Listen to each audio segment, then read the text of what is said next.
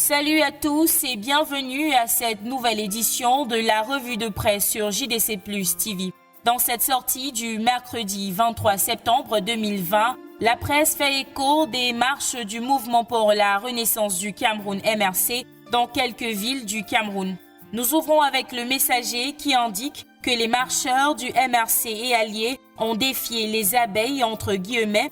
D'après le journal, l'ambiance était particulièrement tendue à Douala et quelques villes de l'ouest du Cameroun.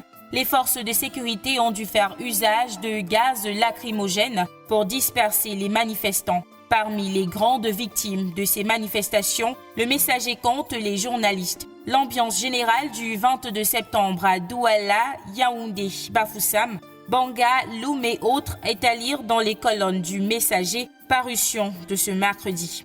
La situation n'est pas très différente du côté de mutation qui présente la ville de Yaoundé telle qu'elle a été ce 22 septembre. Le journal de Georges-Alain Boyomo fait savoir que de nombreuses personnes sont restées cloîtrées chez elles suite au mot d'ordre du MRC et au déploiement sécuritaire. Il ne manque pas de préciser que le président national de ce parti, le professeur Maurice Kamto, a été empêché de sortir de son domicile. Une situation qui, selon le quotidien Émergence, a contribué à étouffer les marches dans la capitale politique. L'ambiance hyper militarisée au domicile de ce dernier est à vivre en lisant les colonnes du quotidien Émergence, parution de ce mercredi. Émergence ajoute également que malgré le silence de Yaoundé, le sang a coulé à Douala.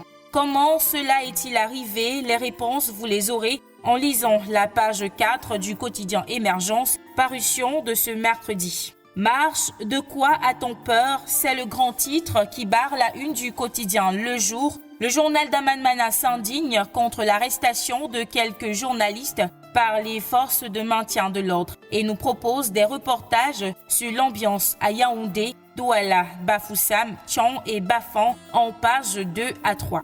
Oui, il y a eu manifestation dans quelques villes du Cameroun ce 22 septembre, mais tel que souligné par Info Matin, le Cameroun vit. Le journal écrit que la fameuse révolution des abeilles, annoncée à grand renfort de publicité par le leader du mouvement pour la renaissance du Cameroun, Maurice Kamto, s'est soldée par un flop retentissant à travers tout le Cameroun, voire au-delà. Le même constat est fait par l'essentiel du Cameroun, qui souligne que le 22 septembre, c'était hier, et d'après lui, les foules ne sont pas descendues dans les rues de Yaoundé, de Douala et de Bafoussam. Maurice Kamto et ses alliés qui avaient promis un chassement entre guillemets à la tête de l'État du Cameroun ont fait un flop retentissant. Il ajoute qu'on en retiendra des organisateurs portés disparus et quelques bandes de manifestants désorientés et surtout vite dispersés.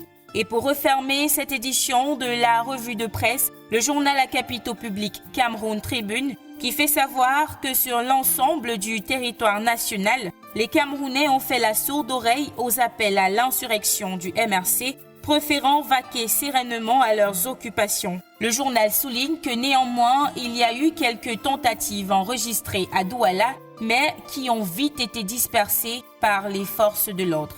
Et voilà ce qui fait l'actualité des tabloïds parus en kiosque ce jour. Merci d'avoir regardé. À demain.